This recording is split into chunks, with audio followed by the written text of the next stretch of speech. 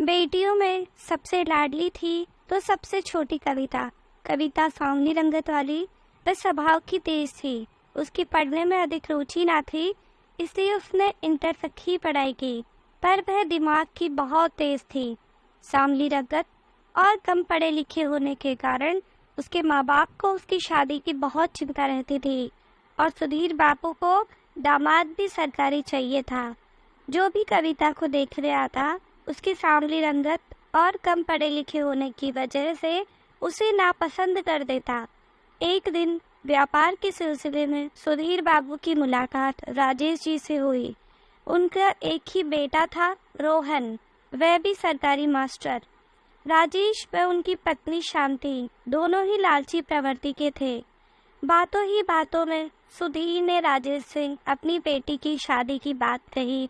राजेश जी ने भी सुधीर के धन के किस्से सुने थे, बस फिर क्या था, बिल्ली के बाद से चीखा फूटा। एक हफ्ते बाद राजेश बाबू अपने बेटे और शांति को लेकर सुधीर के घर पहुंचे। लड़की तो उन्हें कुछ खास पसंद नहीं थी, फिर भी आई लक्ष्मी को वह हाथ से जाने नहीं देना चाहते थे। ये मेरा आखिरी बेटी है, ब्याह करने को तो मैं बस इसी पैसे से तोल दूंगा, सुधीर बाबू ने बातों ही बातों में कहा। बस फिर क्या था, शादी तो पक्की होनी ही थी। रोहन का भी अपना कोई विचार नहीं था। उसके माँ बाप कहते वह उसे मान लेता। घर पहुंचते ही शांति देवी ने पंडित जी को मुहूर्त निकलवाने के लिए बुलाया और कुंडली भी मिलवाई। पर ये क्या, लड़की की कुंडली में तो दोष था, वह मांगलिक थी। अब तो शांति देवी और राजेश जी के अरमानों पर घड़ों पानी भर फिर गया। आती हुई लक्ष्मी जाते हुए दिखाई देने लगी। पंडित जी, कुछ तो उपाय होगा। राजेश जी पंडित जी को दक्षिणा देते हुए पूछने लगे। हाँ हाँ, क्यों नहीं, अभी बताता हूँ। पंडित जी ने दक्षिणा जेब में रखते हुए जवाब दिया।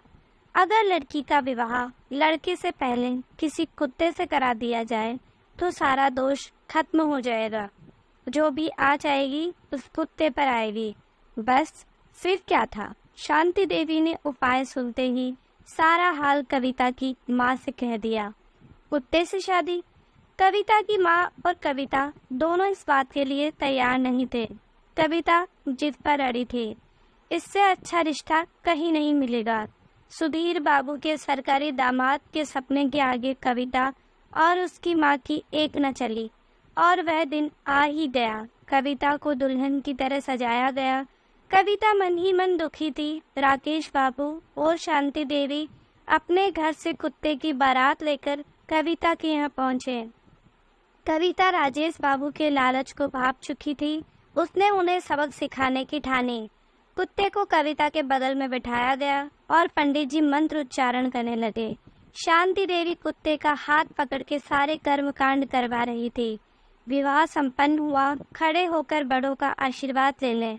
जैसे ही पंडित जी ने ये कहा, कविता उठ खड़ी हुई और तपाक से बोली, अब यही कुत्ता मेरा पति है, अब मैं किसी और से विवाह नहीं कर सकती। शांति देवी और राजेश बाबू अवाक रह गए। सुधीर बाबू भी हैरान थे। मैं ऐसे घर में शादी नहीं कर सकती जो दहेज के लालच में कुछ भी कर सकते हैं। कविता की इस हालत के जिम्मेदार न केवल राजेश बाबू और शांति देवी थे, बल्कि उसके पिता भी जिम्मेदार थे। अंधविश्वास और सरकारी दामाद की इच्छा आज भी हमारे समाज में व्याप्त है, जिसकी वजह से कविता जैसी न जाने कितनी बेटियों को अपमानित होना पड़ता है। थैंक यू दोस्तों। आपको ये कहानी कैसी लगी प्लीज़ कमेंट पे ज़रूर बताइए और लाइक एंड सब्सक्राइब करना मत